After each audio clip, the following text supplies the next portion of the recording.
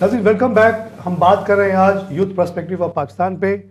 ہم یہ جاننا چاہ رہے ہیں کہ ہماری جو نوجوان نسل ہے وہ ہمارے پاکستان کے جو مسائل ہیں اس کے بارے میں کیا سوچتی ہے.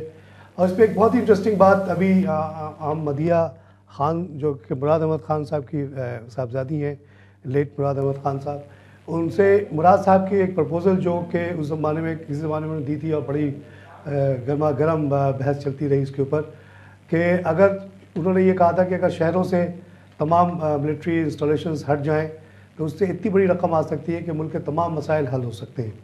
یہ ہو سکتا ہے یا نہیں ہو سکتا یہ ایک الگ بحث ہے, لیکن یہ پرپوزل اگر اس کو یہ اماؤنٹ پہ کسی کو ڈاؤٹ ہے تو وہ ضرور اس پہ کمنٹ کریں. لیکن یہ ایک بہت ہی بڑے بلڈر کی طرف سے آیا تھا اور بہت سارے دوسرے بلڈرز نے بھی ان کے پوائنٹ کو انڈورس کیا ہے because they know the real value of these lands. And ایک کنڈیشن انہوں نے یہ رکھی تھی کہ یہ انٹرنیشنل بیڈنگ کے تحت بکے through computer, not through this جو میل جول کے ہوتا ہے. اب ہم آتے ہیں شیلا کی طرف پھر سے. شیلا, آپ لوگوں کی جو OPIF کی ریسرچ ہے اس کے مطابق یہ جو ٹوٹل غربت ہے اس ملک میں, سارا مسئلہ تو غربت کا, آپ نے بالکل صحیح بات کی. Inflation is one of the sources کے جس کے ذریعے غریب کو غریب سے غریب کیا جا رہا ہے. اس کے علاوہ کیا فیکٹرز ہیں یہاں کی غربت کی یا انکم ڈسپیرٹی کے؟ How do you fix that? جی, OPIF کے ریسرچ کے مطابق بہت سے ایسے پوائنٹس ہیں جن کو ہم آج اس پہ روشنی ڈال رہے ہیں, جس میں سب سے پہلے لینڈ ریفارم ہے. لینڈ ریفارم میں یہ ہے کہ پاکستان میں جو قوانین کبھی بنائے گئے ہیں 1977 میں جیسے بنائے گئے ہیں بھٹو کے دور میں, تو اس کو فوراً ہی غیر اسلامی ثابت کر دیا گیا ہے. لیکن ہم یہ کہتے ہیں کہ پاکستان میں جو ہے وہ زیادہ تر کسان یہاں آباد ہیں, تو لہٰذا ایگریکلچر کنٹری ہے, لہٰذا ہر کسان کو 2 ایکڑ زمین جو ہے نا وہ اس کو دی جائے. 2 ایکڑ زمین. جی ہاں. اس کے علاوہ زمیندار جو ہے جن کے پاس ہمارے یہاں ہزاروں ایکڑ زمین ہے ان کو زیادہ سے زیادہ 20 ایکڑ زمین دینی چاہیے, تاکہ بھٹو صاحب کے جو 77 کا ریفارم تھا جی وہ تو 100 ایکڑ کی بات نہیں وہ ہے, مگر ہم آج کل کے دور کی بات کر رہے ہیں. وہ ہاں اس کو چھوڑ دیجیے, ڈائریکٹ آپ 20 پہ جانا, ڈائریکٹ جو آج کل 20 کی سیلنگ ہو اور 2 ایکڑ سب کو مل جائے. اچھا, اس میں یہ ہے کہ جی ہاں گاؤں میں بالکل غربت ختم ہو جائے گی. گاؤں کی جو غربت ہے وہ ڈیپینڈ کرتی ہے کہ جو ان لوگوں کے پاس ہے غربت جو کہ جن کے پاس زمین نہیں ہے اور وہ دوسروں کی زمین پہ کام کرتے ہیں. جس کے پاس اپنی زمین ہے وہ ہاں جی ہاں, جس کے پاس 600 گز بھی زمین ہے وہ اپنی پیداوار خود پیدا کر سکتا ہے اور اپنے جو فوڈ کی سپلائی جی ہاں 600 گز پہ وہ زندہ رہ سکتا ہے. جی زندہ رہ سکتا ہے اور اپنی فوڈ کی ریکوائرمنٹ پوری کر سکتا ہے. ساتھ ساتھ رہے نوکری کرے یا پورے اس کا گھر والے جو اس پہ کام کرتے ہیں. جی ہاں 600 گز کی زمین. جی ہاں پوری کر سکتا, بھوکا نہیں رہ سکتا, وہ اپنی ریکوائرمنٹ پوری کر لیتا ہے. آپ کے ریکمنڈیشن ہے آپ لوگوں کی 2 ایکڑ زمین میکسیمم لوگوں کو زمین مل جائے. اچھا, ایران میں جس طرح ہم کہہ رہے ہیں کہ غیر اسلامی ثابت کر دیا گیا, لیکن دوسرے اور بھی مسلم کنٹری ہیں جہاں یہ لینڈ ریفارم کیا گیا, جہاں ایران کی جی ہاں افغانستان میں ہوا, ایران میں ہوا, اس کے علاوہ چائنا میں بھی ہوا ہے. ایران میں یہ کہ انہوں نے جو زمینیں بانٹی گئی وہ اس بنیاد پہ بانٹی گئی کہ اسلامی جو قانون ہے کہ آپ کا پڑوسی اس وقت تک بھوکا نہیں ہو سکتا جب تک آپ کے پاس دولت ہے. جب تک کسی دوسرے کے پاس دولت ہے اس کا پڑوسی جو ہے وہ بھوکا نہیں رہ سکتا. تو اسی طرح وہ جو ہاں یہ بنیاد بنا کے زمینیں بانٹ دی. جی ہاں زمین, اور یہی اسی اسلام کو دیکھیے یہاں استعمال کیا گیا ہے لینڈ ریفارم کو روکنے کے لیے. جی ہاں, یہ اومیشن اینڈ کمیشن سے دیکھیے کیا کیا کمالات ہو سکتے ہیں. اسی طرح جن کے پاس زائد زمین تھی وہ خرید کے لے کے اس کو دوسرے لوگوں میں بانٹی گئی اور اپنی آمدنی کا 20% حصہ جو ہے وہ خمس کے طور پہ ادا کرتے ہیں. تو اس سے تو کوئی قانون ایسا قانون ہے جس سے یہ کسی بھی ملک میں غربت فوراً دور ہو جائے گی اور کوئی بھی امیر نہیں ہو سکتا. امیر ہو ہی نہیں سکتا کہ 20% اگر اس کی آمدنی ہر سال وہ دیتا جائے تو بہت زیادہ امیر ہو. اگر ہم اسلام کے اس قانون پہ عمل کریں تو یہ قطعاً غیر اسلامی نہیں ہے. وہ کہہ دیں گے وہ شیعہ قانون ہے, نہیں جہاں پہ عوام کو فائدہ ہو جائے گا وہاں پہ وہ شیعہ سنی مسئلے لڑائیں شروع. حالانکہ آپ اس کو سنی قانون کہتے ہیں, جو قانون کہنا چاہیں, اصل تو مقصد ہے کہ انکم ڈسپیرٹی کو ختم کیا جائے. اچھا, اس بیسس پہ وہاں لینڈ ریفارم ہو گیا, حالانکہ اسلامک ریولیوشن تھا قانون ہے اور اس پہ انہوں نے لینڈ ریفارم کر دیا. اچھا, اس کے علاوہ اور کیا شہروں کے بارے میں آپ کے کیا خیال ہے؟ Why there is so much violence in the towns? Violence اس لیے ہے کہ 80% جو آبادی ہے شہروں میں وہ غریب لوگوں کی جو آبادی ہے وہ 10% حصے پر رہ رہی ہے. غریب لوگ جو آباد ہیں کہاں رہ رہی ہے؟ 10% شہر کے حصے میں, مطلب زمین کا جو 80% آبادی جو ہے غربت کچی آبادیوں میں اور گوٹس میں رہتے ہیں. کچی آبادی گنجان آبادی. جی ہاں, تو وائلنس اور یہ تو بڑھنا ہے. ایک کمرے میں 16-20 لوگ سوتے ہیں. جی ہاں بالکل. تو یہ آپ سمجھتی ہیں کہ شہر کے وائلنس اور لا لیسنس کی وجہ ہے. اسی طرح ایران میں جیسے قانون بنایا گیا کہ جو شخص ہر شخص کے پاس ایک رہنے کے لیے ایک گھر ہونا بہت ضروری ہے, اس کا حق ہے, یہ حکومت نے یہ حق مانا. جی ہاں بیسک حق ہے. جو بھی آدمی شہر میں رہ رہا ہے اس کو ایک گھر دینا چاہیے. جی تو وہاں آپ نے پہلے کہا کہ انہوں نے خرید کے انہوں نے جس کے پاس زائد گھر تھے ایک سے زیادہ, اس کو خرید کے غریب لوگوں میں تقسیم کیے گئے. اچھا, اس کے علاوہ جو زمینیں جو آپ لینڈ ریفارم کی بات کر رہے تھے, اس میں زمین جو ہے وہ لیز پر بھی دی جاتی ہیں, اور جب تک وہ کام کرتا ہے اس پر وہ اس کا حق ہوتا ہے زمین, اور جیسے ہی وہ چھوڑ دے وہ حکومت واپس لے لیتی ہے. تو اسی طرح چائنا میں بھی رول. جی ہاں چائنا میں بھی ہوا.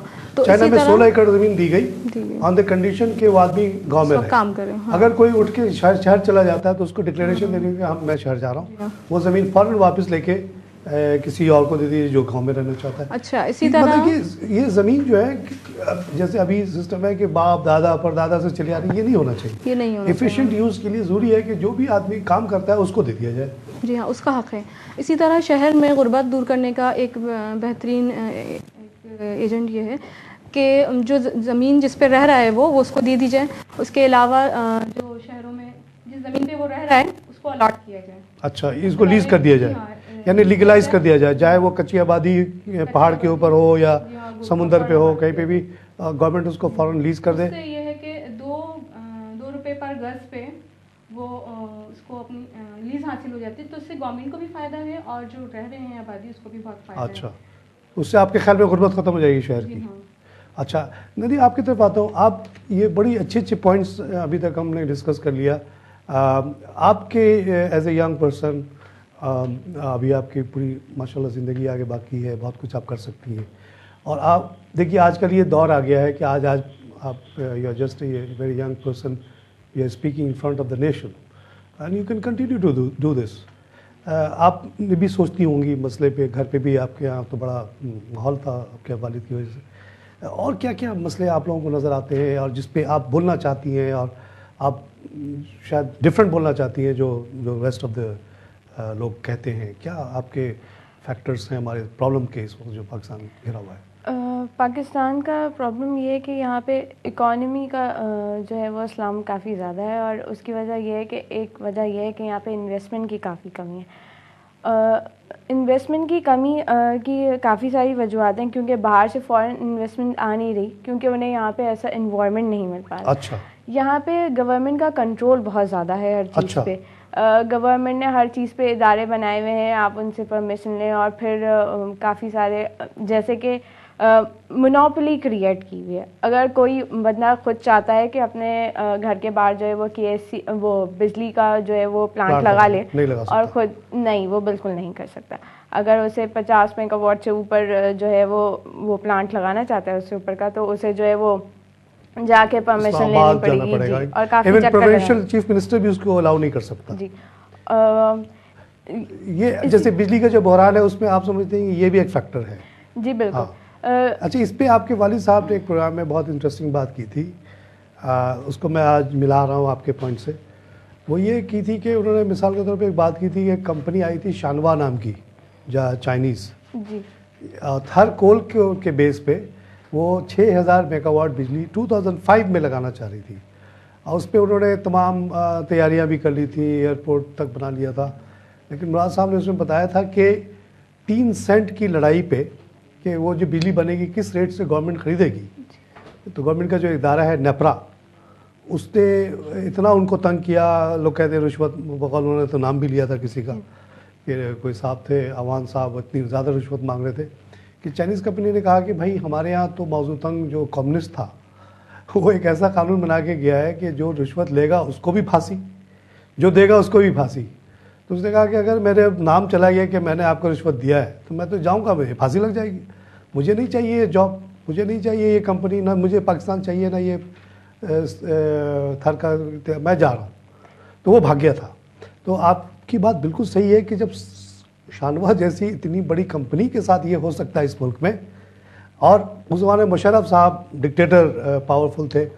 مراد صاحب نے یہ بھی کہا کہ وہ مشرف اس کمپنی کے پیچھے گیا, جو اس کو پتہ چلا بعد میں کہ وہ چلی گئی ہے, تو وہ گیا اور اس کو بنا کے لانے کی کوشش کی, لیکن وہ نہیں آئے.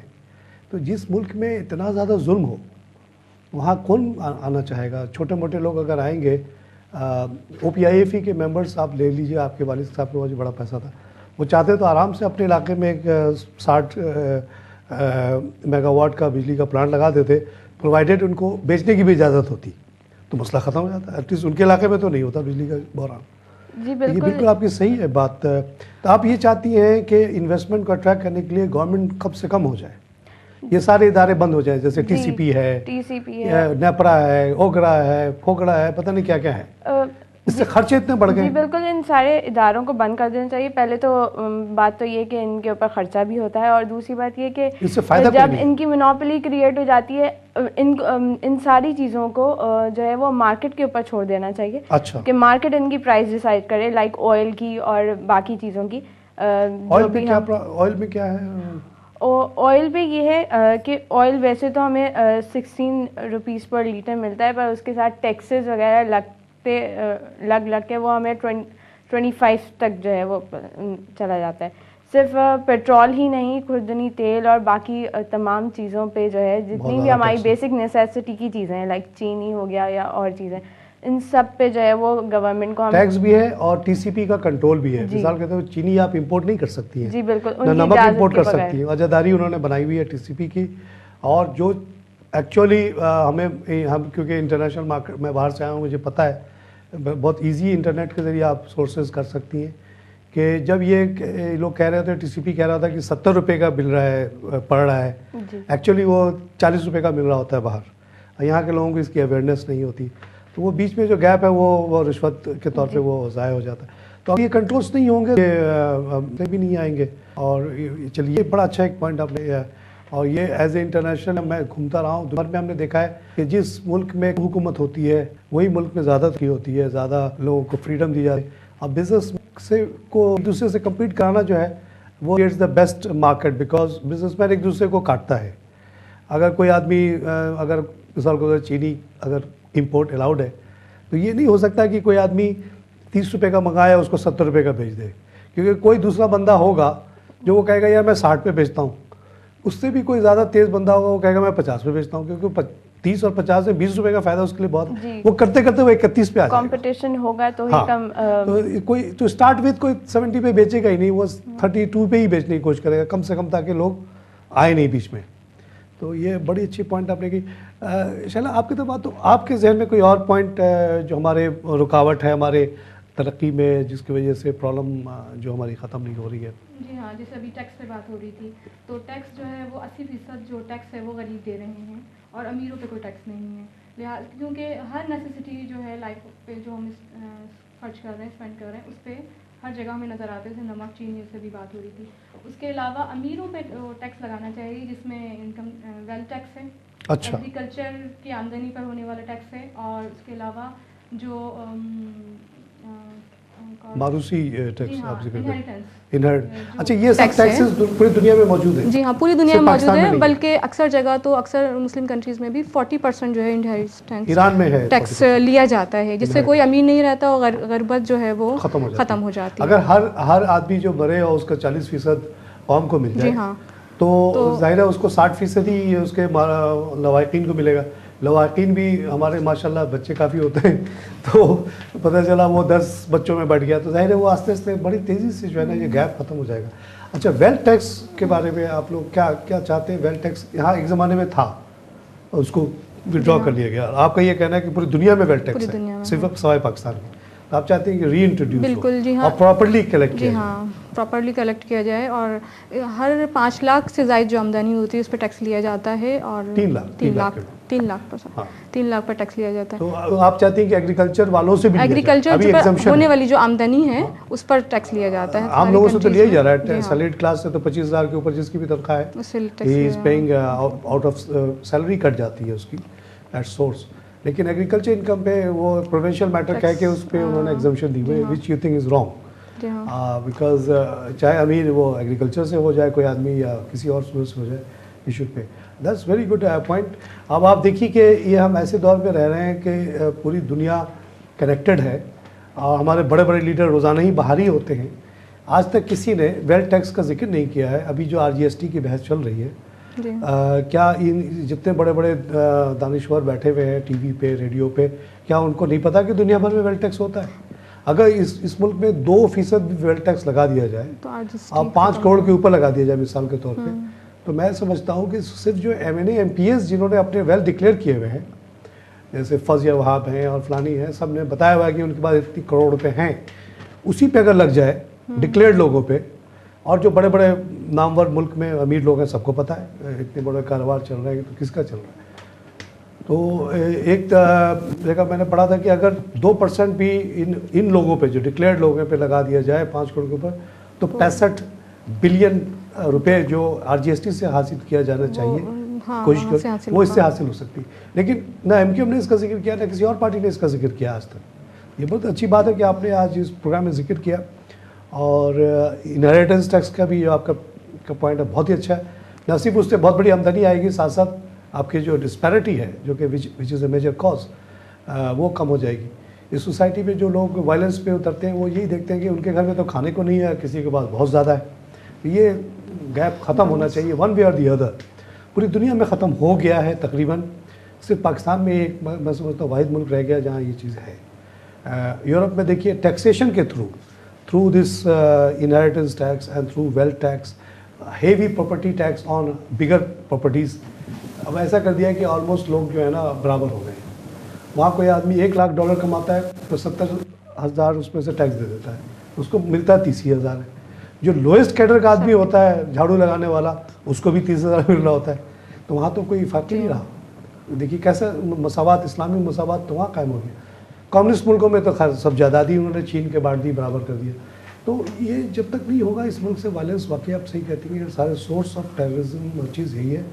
اب دیکھیے آپ لوگ ینگ لوگ ہیں، آپ لوگوں کی سوچ میں کافی وسعت ہے، کافی نئی باتیں آپ لوگ سوچتی ہیں، اور اس پہ ہم ہوپ کرتے ہیں کہ ہمارے پولیٹیشینس ہمارے پروگرام کو سن رہے ہیں اور ان کو یہ سوچ کے کہ یہ these are the potential voters, ان کو چاہیے کہ اپنے منشور کو اس لحاظ سے ایڈجسٹ کریں کہ یہ پوائنٹس کو ایکوموڈیٹ کریں. اور یہ 3-4 چیزیں جو آپ لوگوں نے بتائی ہیں، اسی سے سارے مسئلے پاکستان کے حل ہو سکتے ہیں. پروگرام کا وقت ختم ہو رہا ہے، باتیں تو بہت رہ گئیں، انشاءاللہ پھر آپ لوگوں سے بھی بات کروں گا. آئیے میں کنکلوڈ کرتا ہوں. ناظرین، یوتھ پرسپیکٹیو آف پاکستان پہ یہ گفتگو آپ نے ہماری سنی. 2 very representative members of younger generation ہمارے ساتھ تھے، اور انہوں نے جو باتیں کہی ہیں کچھ تو بڑی مائنڈ باگلنگ ہیں، اور مگر یہ فیکٹ ہے، اور یہ نئی نسل کی ڈیمانڈ آپ سمجھ سکتے ہیں ہے کہ یہ ہونا چاہیے. انہوں نے بات کی ہے کہ زمینوں کو ضرور بانٹا جائے. یہ اسلام کا بہانہ نہیں چلے گا کہ جی سپریم کورٹ نے کہہ دیا کہ اسلام کے خلاف ہے. کیسے اسلام کے خلاف ہے جبکہ ایران میں اسلام کے نام پہ ریولوشن آیا، وہاں 5 ایکڑ زمین دے دی گئی، 20 ایکڑ کی میکسیمم سیلنگ رکھی. اسی پہ شیلا نے کہا ہے کہ پاکستان میں دراصل صرف 2 ایکڑ زمین بٹنی چاہیے تاکہ زیادہ سے زیادہ لوگوں کو زمین مل جائے. بہترین تجویز ہے.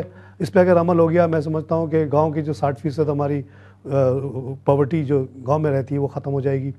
اسی طرح انہوں نے شہر کی بات کی کہ شہر کے ہر شہری کو، جس طرح ایران میں مانا گیا کہ ہر شہری کا حق ہے گھر ہونا، حکومت نے خرید کے ان کو دیا، تو یہاں جو ہمارے کچی آبادیاں اور گوٹس ہیں ان کو اگر ہم صرف ریگولرائز کر دیں تو وہ ان کے مسئلے حل ہو جائیں گے، اور اس سے گورنمنٹ کے ایک آمدنی کا بھی ذریعہ پیدا ہو جائے گا. پھر شیلا نے ایک اور ٹیکس کی بات کی کہ اگر یہاں پہ وہ ٹیکسز جو دنیا بھر میں لاگو ہیں، مثال کے طور پہ inheritance tax, wealth tax and income tax on everybody without any exception لاگو کر دیا جائے، تو یہاں اتنا ٹیکس کلیکٹ ہوگا کہ یہاں سے وہ بھی غربت کو ختم کرنے پہ بڑا مدد کرے گا. اور وہ تمام ٹیکسز جو ابھی لگے ہوئے ہیں غریبوں پہ، ان کو وڈرا کیا جا سکتا ہے اور غریبوں کی زندگی بہت تیزی سے امپروو ہو جائے گی. مدھیہ نے بہت اچھی باتیں کی. خاص طور سے ہم نے ان کے والد صاحب کے پرپوزل کو ڈیٹیل میں ڈسکس کیا، جس پہ انہوں نے بتایا تھا کہ اگر شہروں سے تمام فوجی اڈے ہٹ جائیں تو اس سے اتنی بڑی 50 ٹریلین کی رقم آ سکتی ہے کہ ملک کے ابھی جو جتنے مسائل ہیں ایک ہی مشت میں حل کیے جا سکتے ہیں. مدھیہ نے ایک اور بہت important issue as a she is about to become a chartered accountant, international perspective ان کا جو بات کی ہے ڈی ریگولیشن کی. انہوں نے کہا کہ بہت بڑے سورس آف رکاوٹ جو ہمارے ملک میں انویسٹمنٹ آنے کی ہے وہ بے انتہا گورنمنٹ کے قوانین، گورنمنٹ کے ادارے، کنٹرولز ہیں۔ انہوں نے ذکر کیا مثال کے طور پر نیپرا کا، کہ وہ اس کے اجازت کے بغیر آپ 50 میگا واٹ سے بڑی پلانٹ نہیں لگا سکتے۔ اسی میں ذکر آیا شنوا کا، کہ شنوا اتنی بڑی کمپنی آئی، 6000 میگا واٹ بجلی پیدا کرنا چاہتی تھی اس ملک میں، اب تک وہ پروڈکشن مارکیٹ میں آ چکی ہوتی، اور یہ جو ابھی ہم انرجی کا بحران دیکھ رہے ہیں وہ نہ ہوتا، لیکن اس کو 3 سینٹ کی لڑائی کر کے نیپرا نے بھگا دیا۔ اگر یہ نیپرا نہ ہوتا تو شاید آج ہمارے یہ بجلی کا بحران نہیں ہوتا۔ اسی طرح انہوں نے ٹی سی پی کا ذکر کیا کہ ٹی سی پی کی اجاداری ہے چینی کے امپورٹ پہ، مثال کے طور پہ وہ جس قیمت سے چاہے وہ چینی امپورٹ کر لے، اس پہ کوئی کنٹرول نہیں ہے، اس پہ بے انتہا کرپشن ہو رہا ہے۔ اگر یہ فری امپورٹ الاؤ ہوتا تو جو بھی قیمت چینی کی ہے اس پہ چینی آ جاتا، اور چینی شاید اس سے آدھی قیمت پہ بک رہا ہوتا۔ یہ اتنی امپورٹنٹ پوائنٹس ہیں، اس پہ ہمیں غور کرنا چاہیے۔ اگر یہ ینگ لوگ اس طرح کے پوائنٹس ہم لے کر آ رہے ہیں، ہمارے یہ پولیٹیشنز کو اس پہ غور کرنا چاہیے، اس پہ عمل کرنے کے لیے کوشش کرنی چاہیے، اور اگر ان پہ عمل ہوا تو میں بلیو کرتا ہوں کہ ان ینگ جنریشن کی جو زندگی، آئندہ زندگی بہت بہتر ہوگی۔ ہم لوگ جس کرب کے حالات سے گزرے ہیں، ایسٹ پاکستان کا ٹوٹنا، ٹیررزم، اتنی زیادہ غربت، اللہ کرے کہ ان کے جنریشن میں یہ چیز بہت کم ہو جائے اور ایک نارمل زندگی گزار سکیں۔ اسی کے ساتھ آج کا پروگرام ختم کرتا ہوں۔ خدا حافظ۔